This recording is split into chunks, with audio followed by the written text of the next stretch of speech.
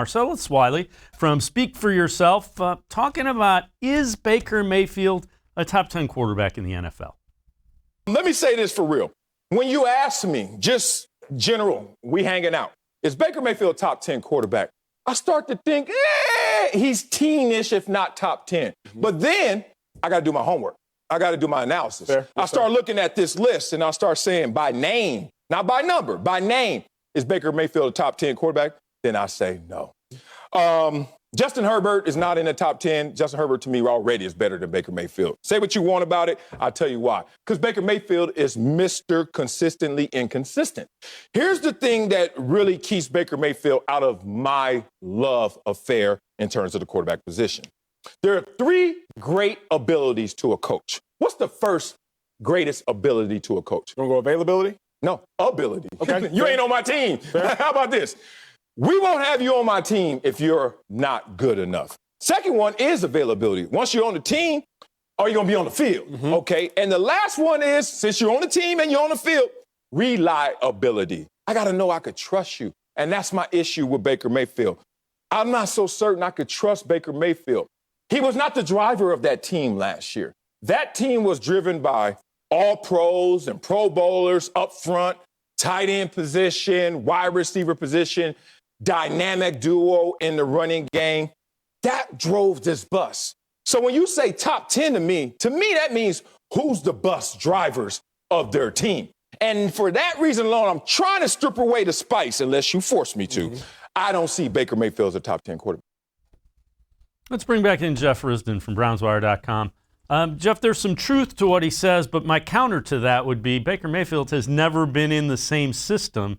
So the reliability and trust factor, let's see this year. That would be my answer. I think he's borderline top 10. Some of what he says is true, but I think there's underlying circumstances to it. Yeah, I understand his criticism, and I think it's mostly fair. I do think that it takes away from some of what Baker did last year. I think he was more than just the bus driver. I think there were times where he was a very good one of those. Again, there was some weird weather last year. We all remember the Raiders game where you couldn't throw the ball more than 10 yards down the field because it was basically a hurricane. You know, there's a lot of things with it. I do think that, and this is just a general national perception of Baker, is he was really good as a rookie. He was not so good in his second season. And then the third season, again, he's with a coach that was a very friendly scheme, not just for him, but for all quarterbacks. I think we've seen Kirk Cousins be a better quarterback in Minnesota in the same sort of system than he was when he was in Washington. It is a QB-friendly system. It's the same thing that you deal with the Shanahan legacy out in San Francisco now and in Atlanta with Matt Ryan. I think Matt Ryan was better than normal when he was in a more QB-friendly system. But Matt Ryan's still a really darn good quarterback. I would put him and Baker Mayfield right in the same tier. Without going through in the mental Rolodex of the top 10, Baker's real close to that if he's not there. And I understand that there would be reservations, okay, go ahead and prove it. But I think Baker will prove it this year. I think just the way he controls the team. And I know that there's some strong personalities on the team with Juice and but he is, and OBJ and getting him back and how that chemistry works. And I do think there's an inherent bias that's a little bit out there. And I think we in Cleveland have a better idea that it's kind of bogus, was that, well, Odell and Baker didn't really work together. And I think a lot of the blame winds up being placed on Baker, when I don't necessarily think that it's that case. There was just a lot of weird circumstances with that, with Odell not being healthy, with not being able to work, with them both learning new offenses that were very different from what they had experienced before that. I give that a little bit more of a pass than I think what Wiley and some others are doing that want to. And again, I don't think Marcellus is dissing Baker, but I do think he's underplaying how good Baker is on his own. Yeah, I would agree. And the other thing I would say, part of being a good coach is putting your quarterback in a system where he can be successful. That, by definition, that's what coaching is. So good that somebody's finally putting Baker Mayfield in a system to be successful as an NFL quarterback.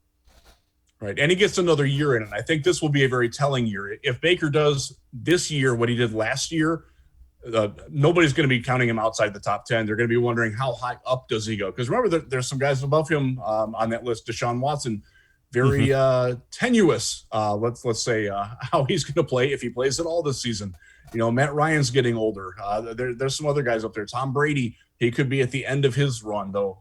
Who knows? What's going on with Aaron Rodgers? Will he be back in Green Bay? Will he go to another team? Will he fit in there? Who knows what's going on with all that? There's upward mobility for Baker, and I think what we've seen is that his floor was what we had in 2019 under Freddie Kitchens, which was not a good coaching situation. It was an oil and water situation in terms of what Baker does well versus what Freddie wanted him to do. And I do think that stain sort of lingers on Baker a little bit. I think he's going to erase it this year. I think this conversation will look real fun a year from now after Baker is having another strong season where he probably should be in Pro Bowl contention in the AFC with some of the players around him. There's some good young quarterbacks, no doubt about it. Josh Allen's really good. Justin Herbert, took Baker's rookie touchdown record. You got to respect that. But guys like Derek Carr, Ryan Tannehill, they're in that range where there are weeks where they're better than Baker and there are weeks when they're not. And I think you're going to see more not this year because Baker's going to raise his play with the familiarity that he has and all again, it's a great team around him. And he sure seems like he's the right guy to drive that bus. And that's all we can ask for right now.